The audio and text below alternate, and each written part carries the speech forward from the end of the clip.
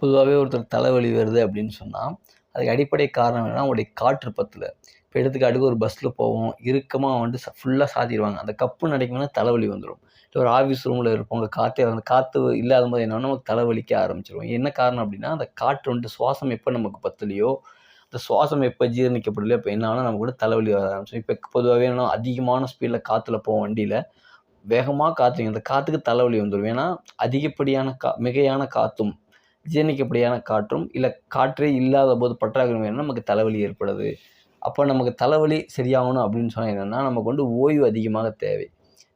பொதுவா என்ன பண்ணணும் அப்படின்னு சொன்னா, இரவு நேரங்கள்ல வந்துட்டு சீக்கிரமாக படுத்தணும். தலைவலி உள்ளவங்க என்னன்னா, ஒரு 9 மணிக்குள்ள, 8 மணிக்குள்ள, குறைஞ்சபட்சம் என்னன்னு சொன்னா வந்துட்டு ஒரு 9 மணிக்குள்ளயாவது படுத்துறணும்.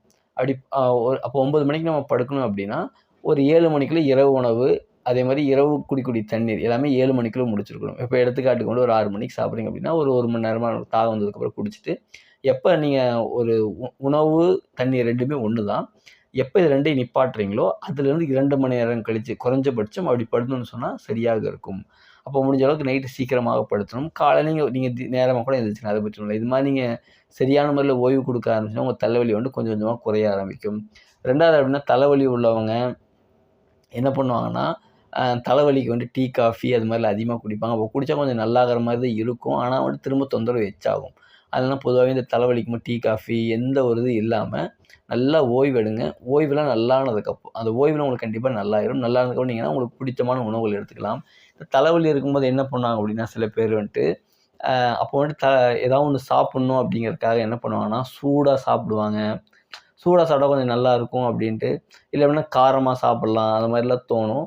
அப்போல்லாம் நீங்க அப்படிலாம் பண்ணாம என்ன பண்ணலாம் அப்படின்னா, அந்த நேரத்தில பொறுமையா இருங்க. பொறுமையா இருந்தா உங்க தலைவலி வந்து கொஞ்சம் கொஞ்சமா குணமாக ஆரம்பிக்கும். பொதுவா என்னன்னா, தலைகள் அப்படின்னா பித்தப்பை சக்தினால வந்துட்டு அதிகமா போகும். பித்தப்பை கண்கள்ல ஆரம்பிச்சு காது வலி, காது கிட்ட வந்து காத சுத்தி அப்படி தலையில வந்து அப்படி ஃபுல்லாவே அந்த பித்தப்பை சக்தினால பொதுவா பரவி இருக்கும். அதுவே சிறுநீர்ப்பை சக்தினால வேணா தலைகள்ல பரவி இருக்கும். பொதுவா தலைபாரத்துக்கு காரணம் என்னவா இருக்கு அப்படின்னு சொன்னா, அந்த நீர் நீர் மூலப்பொருள். அந்த தண்ணி வந்துட்டு என்னன்னா பாரம். இப்ப தண்ணி நீங்க தூக்கி பாருங்களேன் ரொம்ப பாரமா இருக்கும். அப்ப அந்த கெட்ட நீர் வந்துட்டு அங்க கோர்த்திருக்கும்போது தலைபாரமாகும். அதேமாரி பித்தம் உடம்புல அதிகமாகும்போது, எப்ப பித்தம் அதிகமாகும்ன்னு சொன்னா, அந்த நம்ம சாப்பிடக்கூடிய உணவு முறையான முறையில ஜீரணம் ஆகலைனாலோ, இல்ல அதிகப்படியான வேலைச்சுமையின் காரணமா என்ன ஆகும்னா, நமக்கு உடம்புல வந்துட்டு அந்த அது என்னன்னு சொன்னா வந்துட்டு அந்த பித்தம் வந்துட்டு அதிகமாயிரும்.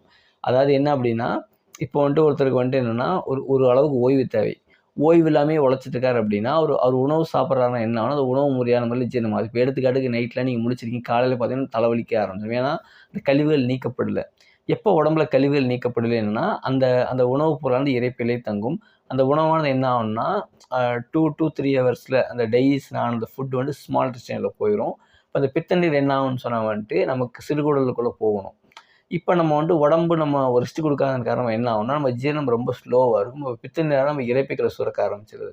அதே மாரி டீ, காஃபிலாம் குடிக்கிறோம், காரமா ஏதோ ஒண்ணு சாப்பிடுறோம் அப்படின்னா, அது எதுவுமே ஜீரணம் ஆகாம, பித்த நீர் என்ன ஆகும்ன்னு சொன்னா, சிறுகுடலுக்குள்ள போகாம இரைப்பையிலே சுரந்துட்டே இருக்கும். ஏன்னா, அந்த உணவுப் பொருள் வயித்துல தேங்குது. பித்தமும் வயித்துக்கே வருது. எப்ப இது அதிகமாகுதோ என்னன்னு சொன்னா, அந்த பித்தப்பை சக்தினால பாதிக்கும். தலைவலி அதிகமாகுது. இதுக்கு என்ன பண்ணலாம் அப்படின்னு சொன்னா வந்துட்டு, அப்ப நம்ம உடம்புல ஹீட்டும் அதிகமாயிரும். அந்த ஹீட்ட என்ன பண்ணா தலைவலியா நமக்கு பாரமா வந்து நிக்குது. அப்ப நம்ம என்ன பண்ணலாம் அப்படின்னா, தலைவலி வருதா கம்ப்ளீட் ரெஸ்ட். அது நல்லாகுற வரைக்கும் கம்ப்ளீட் ரெஸ்ட் எடுக்கணும். அந்த ரெஸ்ட்ல என்ன பண்ணலாம் அப்படின்னு சொன்னா, பசி, தாகம் நமக்கு இருக்காது. அத அத அனுமதிச்சு என்ன பண்ணணும்னா, நம்ம அப்படியே இருந்துறணும். ஒரு வேளை சாப்பிட்டோம்னா தலைவலி அதிகமாகும். இப்ப என்ன பண்ணலாம் அப்படின்னு சொன்னா, தலைவலி சரியாகுற வரைக்கும் எதையும் சாப்பிடாம, எதையும் குடிக்காம, அப்படியே பொறுமையா தண்ணி குடிக்காம இருந்துட்டே இருங்க. அது சுகமானதுக்கப்புறம் என்னன்னு சொன்னா, உங்களுக்கு நல்ல முறையில பசி, தாகம் எடுக்கும். அப்ப நீங்க சாப்பிட்டுக்கலாம், என்ன வேணா பண்ணிக்கலாம். ஆனா என்ன அப்படின்னா, இரவு நேரம் தூக்கம் ரொம்ப ரொம்ப முக்கியம். அதே சமயம் என்னன்னா, இந்த மாரி தலைவலி இருக்கும் பொழுது கண்களுக்கு ஓய்வு தரணும். அதே மாரி அதிகமான விஷயங்கள் யோசிச்சுட்டே இருந்தாலும், உடம்புக்கு ரெஸ்ட் குடுத்துரும். ஏதோ ஒண்ணு கொஞ்சம் யோசிச்சிருப்ப போய் தலைவலி அதிகமாகும். முழுசா படுத்து ரெஸ்ட் எடுத்துட்டே இருங்க. எந்த அசைவுகள் இல்லாம, அப்படி பொறுமையா படுத்தபடியோ, உட்கார்ந்தபடியோ நல்லா ஓய்வெடுங்க. இந்த ஓய்வு எடுக்கிற நாட்கள்ல உங்களுக்கு குறையாத மாரி தான் தெரியும். அப்புறம் அடுத்த நாள் போக போக என்னன்னு சொன்னா வந்து உங்களுக்கு பயன்கள் கிடைக்க ஆரம்பிச்சுரும். பூரா அந்த நாட்கள்ல பசி தாகத்த கவனிச்சு சாப்பிடாம இருந்துருங்க. அப்படி பசிக்குதுன்னு சொன்னா என்ன பண்ணலாம்னா, எளிமையா ஜீரணிக்கிற மாரி உணவு எடுத்துட்டு, அடுத்த பெரிய கேப் விட்டு அடுத்த ஒரு வேளை உணவு எடுக்கும்போது என்னன்னா, உங்களுக்கு சரியான முறையில குணமாக ஆரம்பிக்கும். ஆனா என்னன்னா, இந்த மாரி வலிக்கும் பொழுது, அந்த வலிகள் என்னன்னா வந்துட்டு, அந்த பித்தப்பை சக்தினாலமோ, சிறுநீர்ப்பை சக்தினாலமோ என்னன்னா, சக்தி தேக்கம் ஏற்பட்டிருக்கும். அந்த இடத்துல அந்த சக்தி வீக்கம் ஏற்பட்டிருக்கும். அப்ப என்னன்னா, அந்த வலியின் மூலியமா அது குணமாயி, அந்த வீக்கம் சரியாக்கப்பட்டு, அந்த எனர்ஜி ஃப்ளோ வந்துட்டு சக்தி ஓட்டம் வந்து சீராகும். அதுவரைக்கும் அந்த வலி இருக்கும். அது சரியாயிருச்சு அப்படின்னு சொன்னா என்னன்னா, எல்லாமே முழுமை பெற்று வரும். இப்ப என்னன்னா, ரொம்ப பொறுமையா இருந்தீங்க அப்படின்னு சொன்னா என்னன்னா, உங்களுக்கு முழுமையான நிலை சரியாகக்கூடியதா இருக்கு.